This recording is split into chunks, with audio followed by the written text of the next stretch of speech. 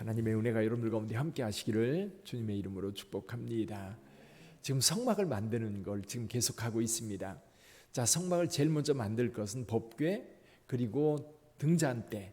촛대가 아닙니다. 촛대가 아니고 등잔대예요. 등잔대, 떡상 만들고, 그리고 이제 성막에 방을 만들려면 이 벽면을 만들어야죠. 벽면은 널판으로 만들고, 그리고 널판은 전부 다 금으로 쌉니다. 그리고 이제 위에는 천막으로, 천으로 이렇게 덮어야 되는데, 이 천은 네 가지 색깔의 색, 청색, 자색, 홍색, 가늘게 꼰 배실. 이 가늘게 꼰 배실은 백색을 가리킵니다. 그러니까 여러분, 이 색깔이 네 개인데요. 청색은요, 하늘을 상징해요. 청색, 자색은 왕을 상징합니다. 그리고 붉은색은, 홍색은 피를 상징하죠. 예수님의 보혈의 피. 그리고 흰색은 뭐예요? 정결, 성결, 순결, 이런 거룩함, 이런 것들을 상징합니다. 그러니까 천장이 그런 천으로 되어 있고, 제일 아래에는 그 천으로 되어 있고, 그 위에는 이제 그 염소털로 짠 천으로 덮고, 그 위에는 붉은 물들인 가죽으로 덮고, 제일 밖에는 해달의 가죽으로 덮습니다.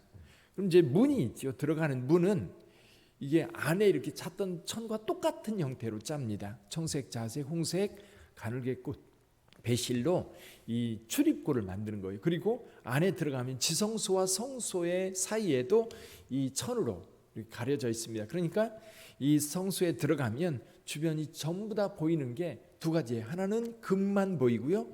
또 한 가지는 뭐냐면 그룹 천사를 수놓은 청색, 자색, 홍색, 가늘게 꼰 배실로 짠 천만 보이는 거예요.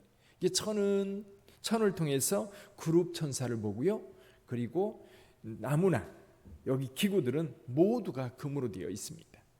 그럼 성소 밖으로 나와 볼까요? 밖으로 나오면 뜰을 만드는데, 뜰의 길이가 오늘 본문의 말씀에 이제 뜰이 있는데, 뜰을 먼저 이야기하지요. 뜰은 이게 장방형이에요. 직사각형이에요. 동쪽 이제 남북으로 이어지는 그 길이가 50규빗, 서쪽 편도 50규빗, 남쪽은 그 두 배인 100규빗, 북쪽도 100규빗. 그래가지고 기둥을 세우는데 5규빗, 5규빗에 하나씩 기둥을 세우는 거예요. 기둥을 세우고, 기둥의 높이도요 5규빗입니다. 5규빗이면 2.5m 정도 돼요. 2.5m 정도 되니까 제가 이렇게 손을 올려서 그보다 조금 더 높은 거예요. 그래서 사람들이 안을 들여다볼 수 없을 정도입니다.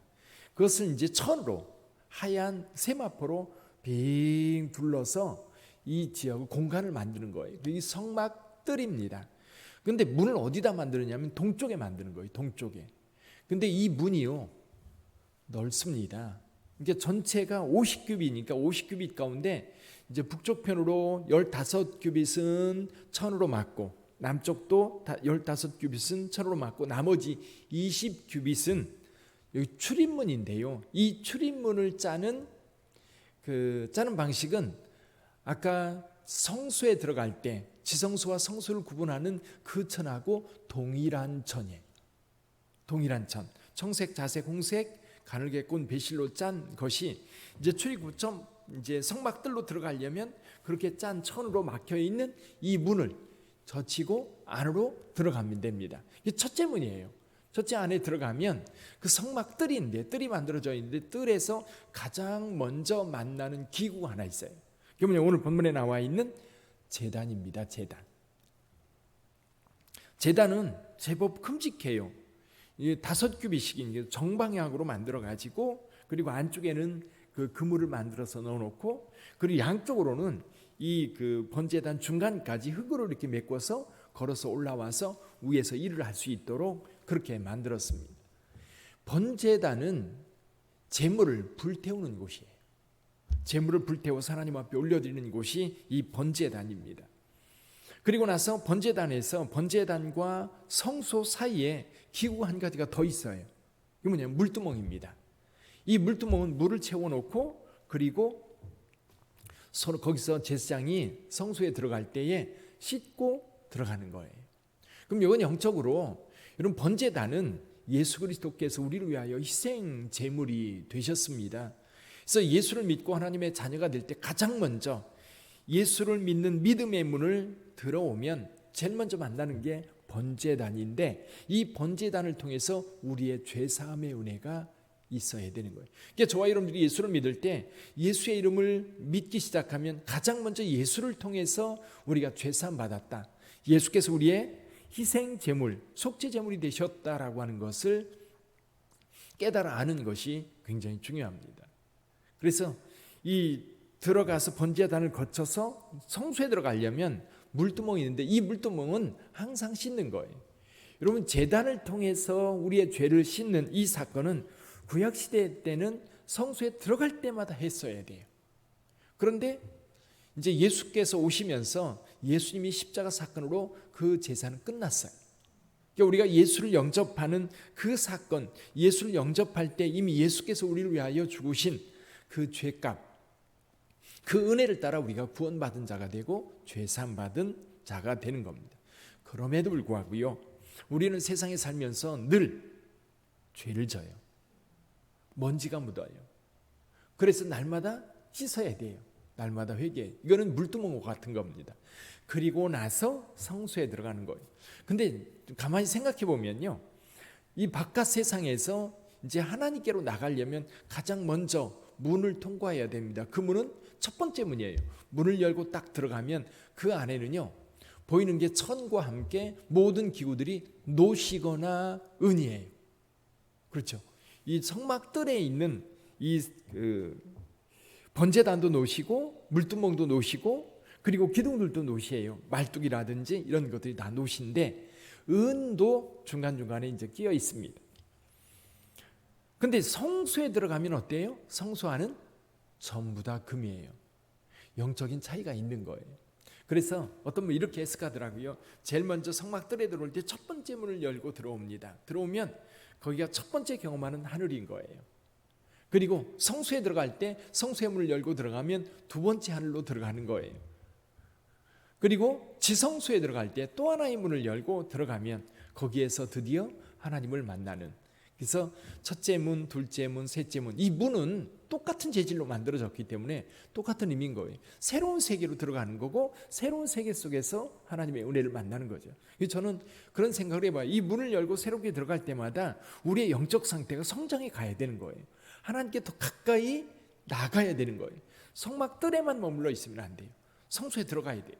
성소에 들어가서 예수 그리스도를 깊이 체험할 뿐만 아니라 거기서 머물지 않고 성부 하나님이 계신 지성소까지, 은혜의 보좌까지 들어가야 돼요.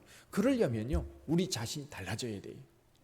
여러분, 성막들까지는 일반인들이 들어올 수 있어요. 근데 나중에 솔로몬이 성전을 건축할 때는 뜰을 더 만듭니다. 이방인의 뜰이 있고요, 여인의 뜰이 있고요, 이스라엘의 뜰이 있어요. 이스라엘의 뜰이 바로 오늘 여기 성막에서 말하는 성막뜰입니다. 번제단이 있고 물두멍이 있는 거기는 이스라엘의 뜰. 그래서 남자들까지 거기까지 들어올 수 있어요. 근데 성소에 들어가려면요, 어떻게 해야 되죠? 누가 들어갈 수 있죠? 제사장만 들어갈 수 있는데 제사장 의복을 입은 사람만 들어갈 수 있어요. 제사장복. 제사장 의복에 대해서는 다음에 이제 28장에 나오는데요. 제사장 의복을 입은 자. 근데 제사장 입은 옷이 제일 안쪽에는 흰색 세마포옷이 있고요. 그리고 겉옷이 파란 청색으로 되어 있는 겉옷. 청색이 무엇을 뜻한다고 그랬죠? 청색은 하늘을 뜻한다고 그랬어요. 그리고 에봇을 입습니다. 에봇은 모양은 앞치마 생각하면 돼요. 그렇죠? 앞치마가 앞에도 있고 뒤에도 있는 거예요. 그래서 끈으로 에봇을 묶습니다. 묶고 여기 이제 흉배를 붙이는데, 에봇의 또 한 가지 여기 어깨에 보석 2개가 있어요. 달려 있어요.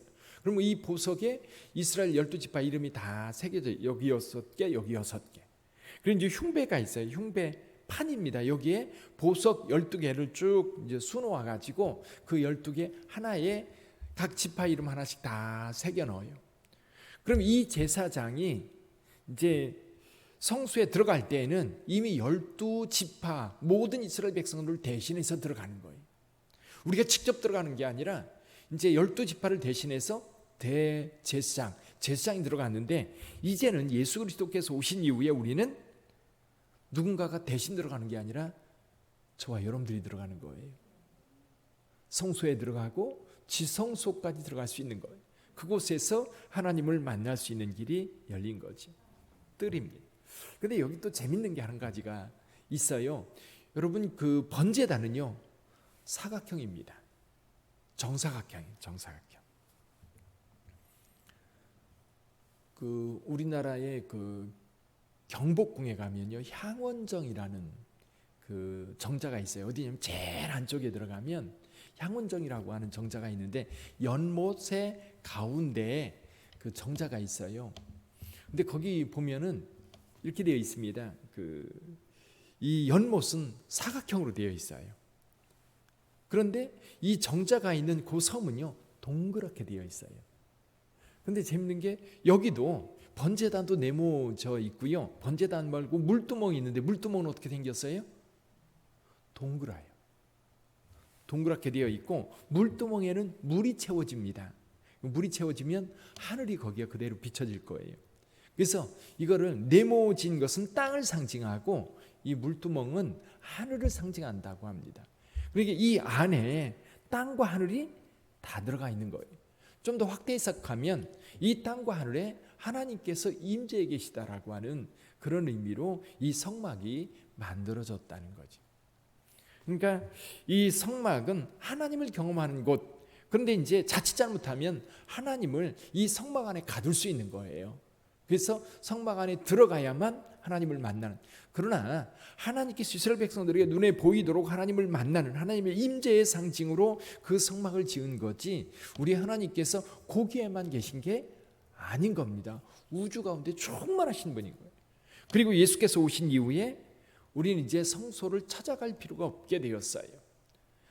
예수께서 성전 되셨고 예수께서 승천하신 이후에 우리에게 성령을 보내주셨는데 이 성령님은 예수를 영접하는 자, 예수를 그리스도로 믿는 자들에게 다 들어와 계세요. 내가 예수를 믿는다고 고백하면 그 고백 속에는 이미 성령님께서 계셔서 성령께서 우리에게 그런 고백을 할 수 있도록 하셨던 거예요. 그러니까 예수를 믿는 자들에게는 성령이 우리 안에 계세요. 성령은 하나님이십니다. 성령은 그냥 그 천사나 사자가 아니에요. 하나님이세요. 삼위일체 하나님. 그 하나님이 우리 가운데 거하신다면 우리가 바로 성전인 거지요. 그래서 고린도전서에서 사도 바울은 말해요. 너희가 성령의 전인 줄 알지 못하느냐.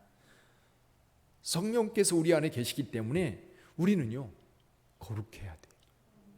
온전해야 돼요. 세상과 타협하면 안 돼요. 적당히 더러워지면 안 돼요. 정결하고 거룩한 모습으로 하나님 앞에 서서 늘 우리 하나님을 대면하고 하나님과 교제 나누는 성도들이 되어야 되는 거죠.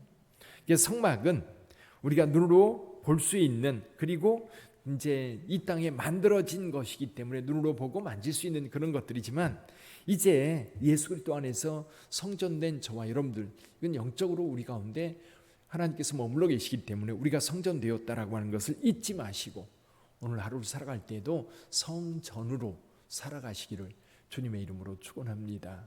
거룩한 모습이 되어야 돼요. 온전한 모습으로 살아가야 돼요. 기도하겠습니다.